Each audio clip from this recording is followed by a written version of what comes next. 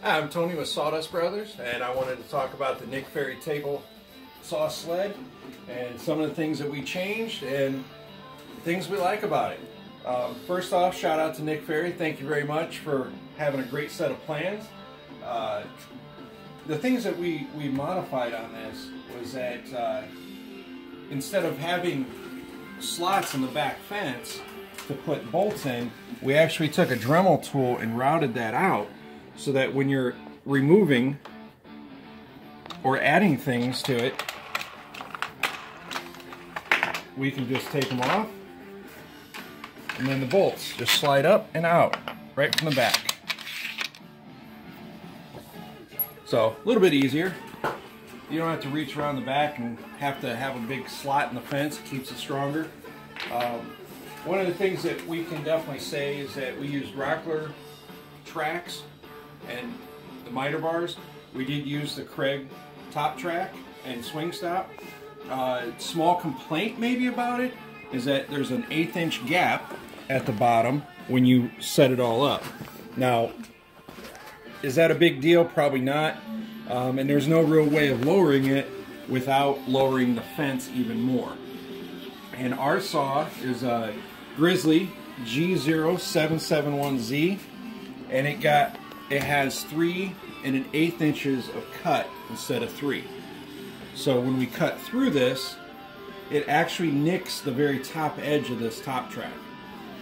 So we chose to make the guard come up a little bit. So I cut a little rabbit there and brought the whole guard up so that there was a little more meat on the top, so you didn't cut through this with the saw blade all the way up.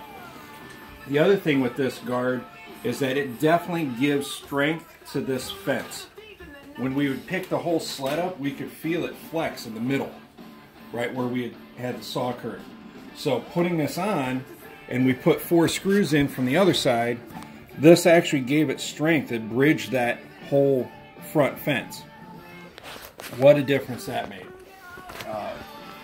I can also tell you the hardest part about this whole situation of building this was getting the front fence square. It's not hard to do, it's just time consuming.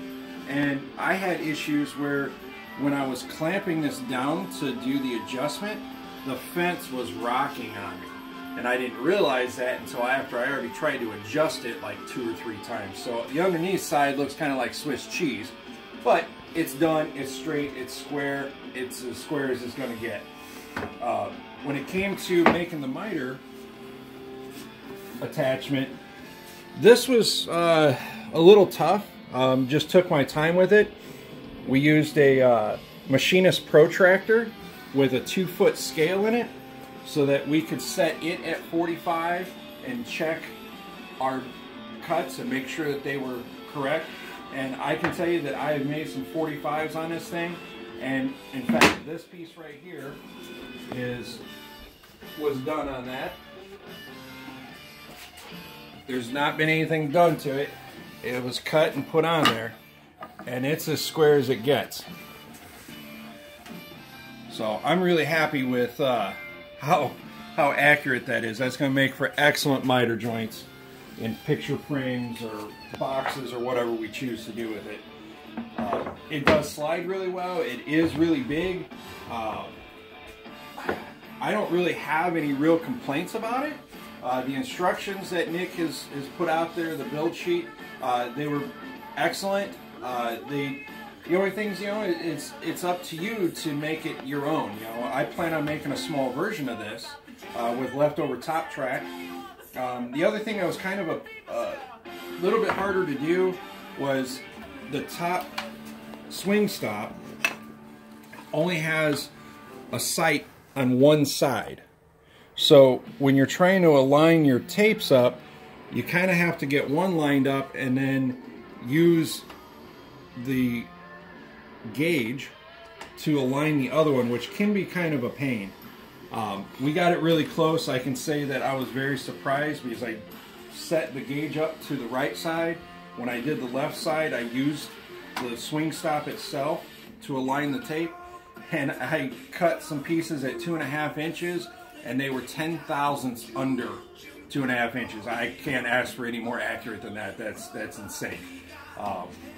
So again, big shout out to Nick Ferry. Great design, love it.